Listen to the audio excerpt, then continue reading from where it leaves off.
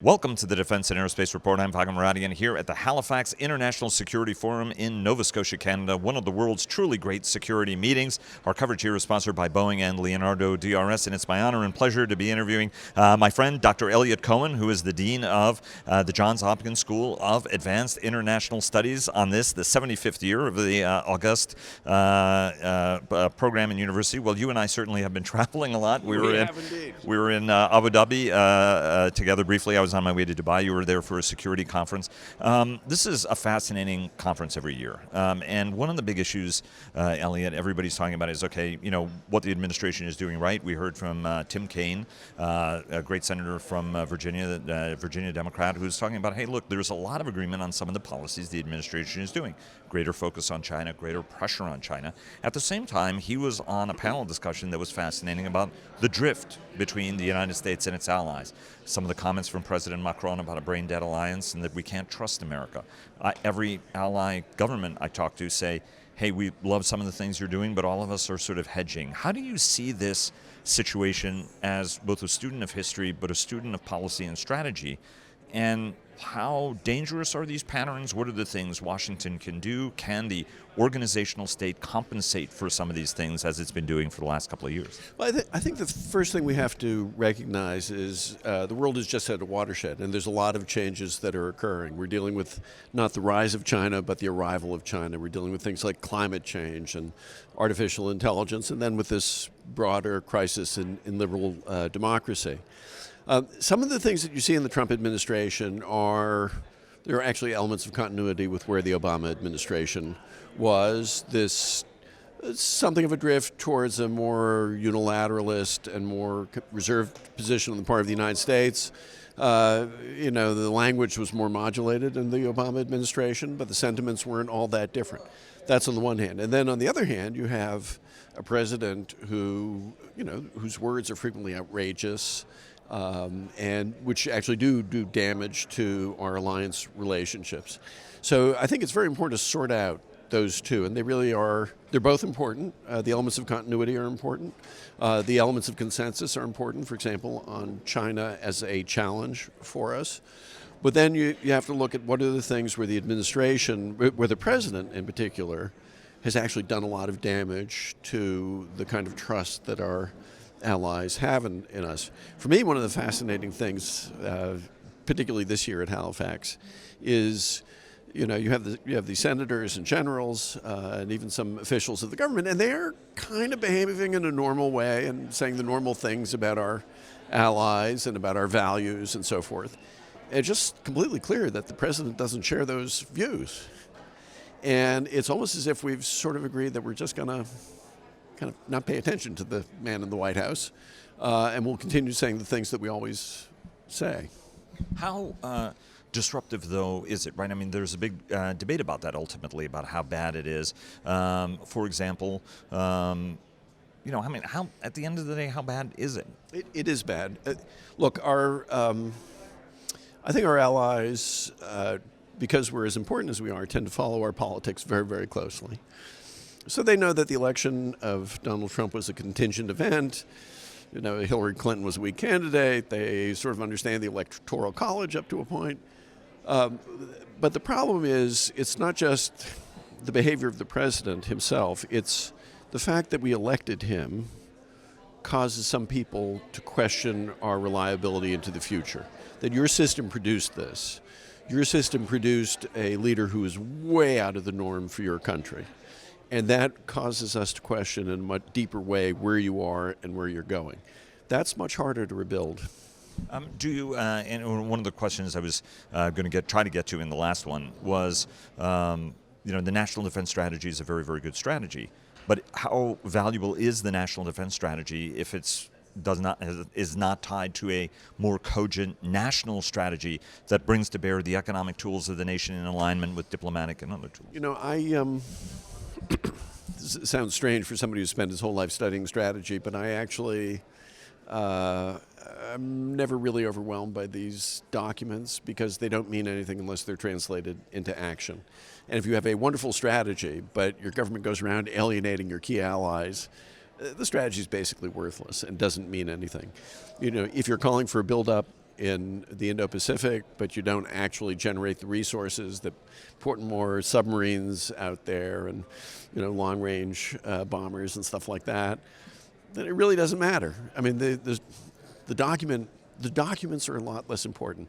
In the making of strategy, it's a little bit like baking bread. The quantity of yeast is critical. You have to have yeast, but it's actually very small.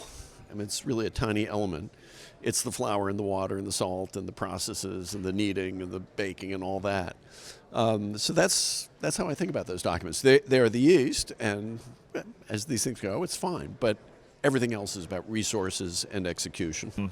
I want to go to civil-military relations and ask you this, because you and I have talked about this numerous times. You come from a family where military service is in its genes. Your dad served in World War II as a doctor. You served in the United States Army. You got out as a captain. Your son is in service wearing the Army uniform. Your daughter is serving in the Navy.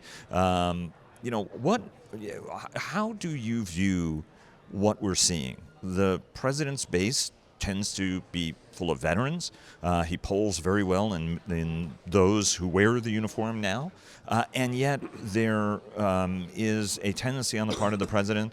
We had the war crimes cases where he's pardoned soldiers who've been accused of atrocity, getting involved in certain promotion affairs, as in the Gallagher case, which Secretary of the Navy is now embroiled in or involved in.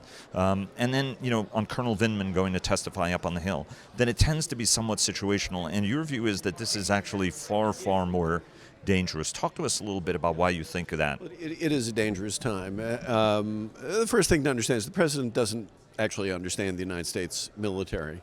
And you could tell that by the way he referred to later Secretary Mattis as Mad Dog, which is actually not how Jim Mattis was known. And for those of you who know Mattis, as I do, that is really not who he is. I mean, incredibly tough, and when he has to be ferocious, he can be ferocious, but it's very far from a mad dog. And he doesn't like that moniker when people say it. He hates it. The president, it's almost as if there's kind of a bit of a cult of violence and even of brutality, whereas the military ethos is one of discipline and self-abnegation and perseverance and duty, and these are all concepts I think are pretty alien, frankly, to the president. Now, for a lot of the rank and file, he's appealing because he is pouring money into the Defense Department. And he has a kind of tough guy charm, if you don't think too much about all those draft deferments, or the way he compared not getting syphilis to service in Vietnam. Among senior ranks, I think there's dismay because they understand, they're the ones who understand the value of our alliance systems. They're the ones who understand the importance of good order and discipline. Now, they themselves are quite disciplined, so they don't say anything. But I think if anybody who knows those folks know that they are disconcerted by that. At the end of the day, I think the institutions are so strong that we'll survive this. I think it could be weakened if there's a second term. And that norm of a non-politicized military. But even then, I think it would nonetheless somehow persist. But it's a concern. And the things about pardoning people accused of war crimes, in one case I believe convicted, I mean, that's dangerous stuff. It's dangerous, dangerous stuff. But here too, I think it's important to recognize this comes in a context. It comes in a context of, in some cases, uncritical admiration of the military. I find actually something really off-putting by the fact that when you're waiting to get in line on an airplane, a strapping 22-year-old male gets to board before a 66-year-old grandmother. Tell me how that works, right? And that's partly because we have a society which is pretty detached from our military, and among some corps of the military, a bit of a sense of entitlement, which is not a healthy thing.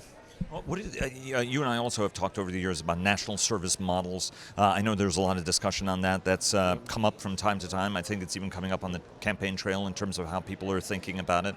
What's kind of the right approach to take? I mean, obviously going to a draft model isn't necessarily the right way to go, but what do you think is the right model as somebody who's spent some time thinking about it? I'm all in favor of giving young people opportunities to do things like Teach for America or Peace Corps or other sorts of opportunities for voluntary service. I think as soon as you try to make those things obligatory, you run afoul of the 13th Amendment.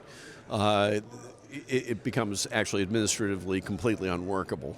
When you actually try to sit down, what would it take to send every 18-year-old off for a year to do something? The unions wouldn't like. I mean, there's all kinds of practical reasons, but I think voluntary kinds of programs, I'm all in favor of them, and I'm all in favor of young people going out and doing something in the world for a year or two, right before college or right after college. In the case of those who are thinking about further education, so they knock around the world a little bit. And I think we do lack one of the great benefits of the draft, which is you had to rub shoulders with all kinds of people. Two questions, last questions. One, on broad strategy, the United States actually has been remarkably good at being strategic at the right times in history, whether it was before World War I, whether it was World War II and after and throughout the Cold War. And we have been actually remarkably more prescient than people would give us credit for, right? I mean, the Naval War College war-gamed almost every part of a Pacific War with Japan, with the exception of the kamikaze. So those people who say we always get it wrong are actually remarkably wrong about that. We do end up in places we might not have anticipated, and we can develop that kind of capability at the end of the day. The question folks now have is whether or not we are fundamentally as good at strategy and major trade-offs of capability as we need to be. I know that Seth Moulton, a Democratic member from Massachusetts, and Jim Banks, a Republican from Indiana, are working on this task force to sort of shape a long-term strategy. What are some foundational principles we need to try to get this right? Because you could argue we don't really have that margin. We are in the teeth of a very significant competition right now in which we may be inferior to the person we are competing against. So look, I think that's actually the most important thing, is recognizing that the era in which the United States simply had way more resources than any other actor and could mobilize them much more effectively, probably over. And we need to accept that and figure out how we're going to work around it. I guess, I do tend to think that people make lots of mistakes running up to a war and in a war. The most important thing is actually your ability to adapt and to change and to mobilize. That's actually where I would put most of our emphasis. How do you move from, let's say, having a Navy? I mean, I would even, I think, question what you said about the Naval War College. The U.S. Navy thought they were going to be fighting a war dominated by battleships. They ended up fighting a war dominated by aircraft carriers. The genius of it wasn't the anticipation. The genius of it was that they were able to elicit from American industry this incredible force of fleet of carriers, that they were able to mobilize and train people, and they were able to develop commanders who could use this remarkable new instrument of war very, very effectively. So I think that's really the key thing that we have to do. I always push back on the idea that if you just think hard enough, you'll be able to look out 25 years ahead and, play chess 6-7 moves ahead. That's chess, it's not war.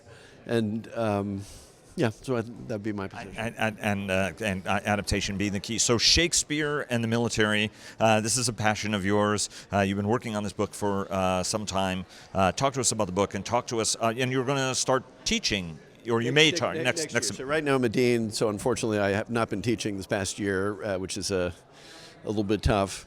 But I'd begun teaching a course on Shakespeare because I had come to the conclusion that my students, who are all professional, I mean, they're all going to go off and do the work of the world, they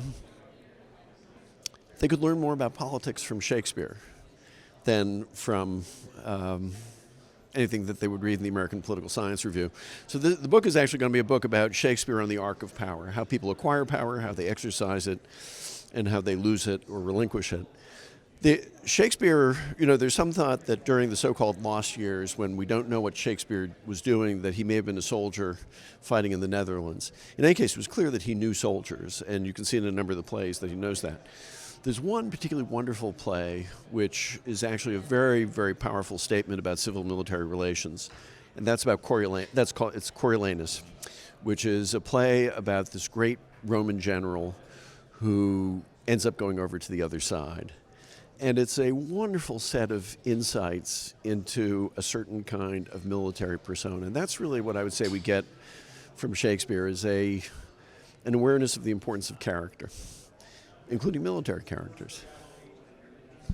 Last question. Andy Marshall passed away since last we spoke. What do you think Andy's lasting legacy is? You know, had an opportunity to talk to Jim Baker a little bit, the new director of the Office of Net Assessment, obviously succeeded Andy, and is putting his own mark on the office. But you know, how do you remember Andy as somebody who spent so much time with him? I did spend time with him. I was assigned to his office as a reservist. For me, Andy was a teacher. You know, there are many different kinds of teacher in this world. They're the kinds who mark up your papers and administer exams and give lectures. That wasn't Andy's way.